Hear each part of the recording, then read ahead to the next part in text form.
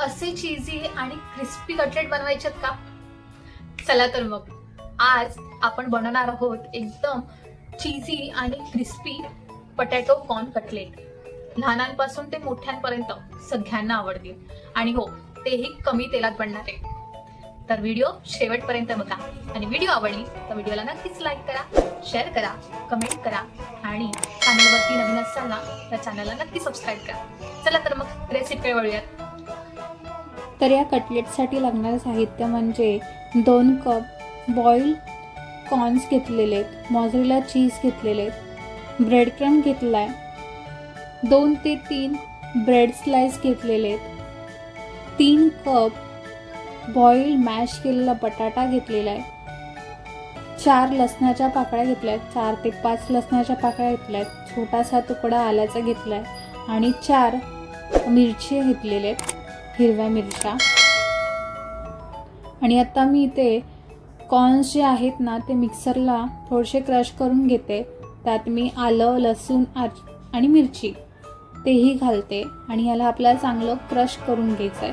एकदम बारीक पेस्ट नाही करायची आहे, ते क्रश करून घ्यायचं आहे.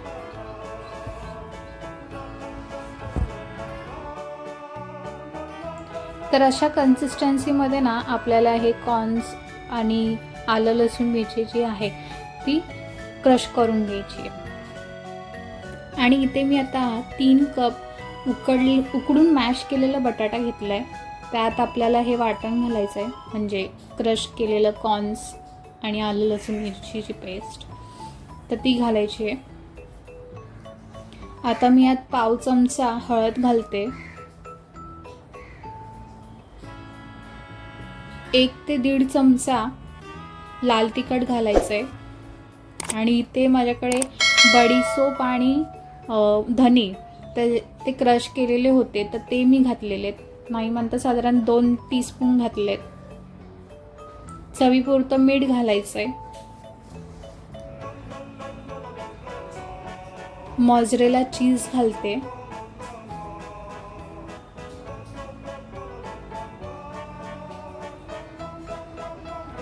आणि त्याचबरोबर मी इथे 3 ब्रेडचे स्लाइस घेतले, तर ते मी घालणार आहे, जेणेकरून आपले जे कटलेट्स आहेत तर त्याला बाइंडिंग येईल चांगली.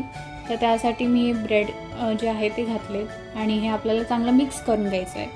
आणि ह्यात ना त्याचबरोबर 1 ते 1.5 चमचा चाट मसालासुद्धा घालायचा आहे, म्हणजे असे मस्त चटपटीत होतील ते. आणि सगळं नीट मिक्स करून घ्यायचं आहे. आणि त्याचे मी मस्तपैकी कटलेट्स करून घेतलेत. तुम्ही कोणताही शेप देऊ शकतात, shape is not the problem. आणि इथे ना काही 4 ब्रेड्स होते, तर ते मी पाण्यामध्ये सोक करून ठेवले होते.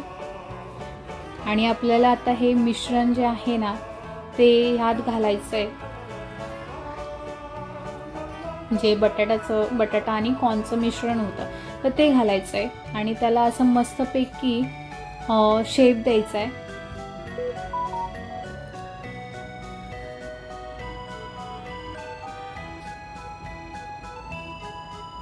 ह्याला मस्तपैकी असा कटलेटचा शेप द्यायचा आहे, म्हणजे ब्रेड रोल्स असतात ना तर त्याचा शेप द्यायचा आहे.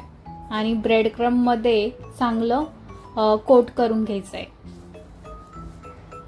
इथे कॉर्नफ्लॉवर स्लरीची काहीच गरज लागत नाही, कारण ऑलरेडी पाणी आहे, त्यामुळे कॉर्नफ्लॉवर स्लरीची गरजच नाही आहे. आणि हे आपले ब्रेड रोल्स जे आहेत तर ते तयार आहेत.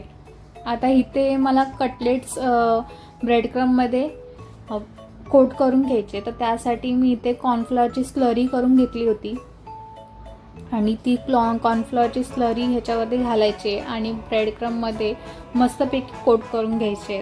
आणि हे असे सगळे कटलेट्स जे आहेत ना तर ते तयार करायचे. तुम्ही बॉलचं साईज देऊ शकतात किंवा थोडेसे चपटे करू शकतात, किंवा जे काही हार्ट शेप्स वगैरे जे आहेत कोणत्याही शेपमध्ये तुम्ही हे कटलेट्स करू शकता, खूपच सुंदर दिसतील. आता हे असे सगळे मी कटलेट्स जे आहेत ना ते तयार करून घेते. आणि इथे मी काही हार्ट शेपमध्ये पण कटलेट्स तयार केले होते, खूप मस्त दिसत होते. आणि त्याला पण मी असेच जे आहे ते कोट करून घेणार आहे. कॉर्नफ्लॉवरची स्लरी घालायची. कॉर्नफ्लॉवरच्या स्लरीमध्ये मी थोडंसं लाल तिखट घातलं होतं आणि मग ती स्लरी जी आहे ती तयार केली होती आणि ब्रेड क्रममध्ये चांगलं घोळवून घ्यायचं आहे.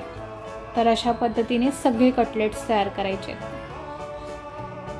तुम्ही बघू शकतायत किती मस्त कटलेट्स दिसत आहेत. हार्ट शेपवाले तर खूपच छान दिसत होते. आता मी ह्याला ना एअर फ्राय करून घेते. एअर फ्राय करताना मी ह्याला थोडंसं ऑइलनी ग्रीस केलेलं आहे आणि ह्याला मी नाही म्हणतात 30 मिनटं बेक करून घेतलं आहे एअर फ्रायरमध्ये, तेही 200 डिग्री सेल्सिअसवरती.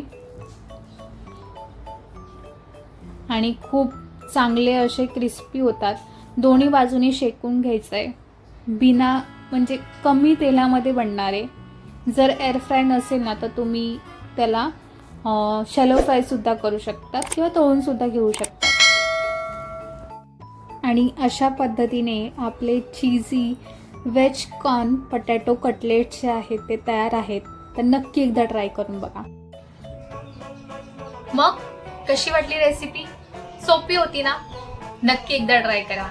आणि व्हिडिओ आवडली तर व्हिडिओला नक्कीच लाईक करा, शेअर करा, कमेंट करा आणि अशाच गोड गोष्टी आणि रेसिपीजसाठी चॅनलला नक्की सबस्क्राईब करा.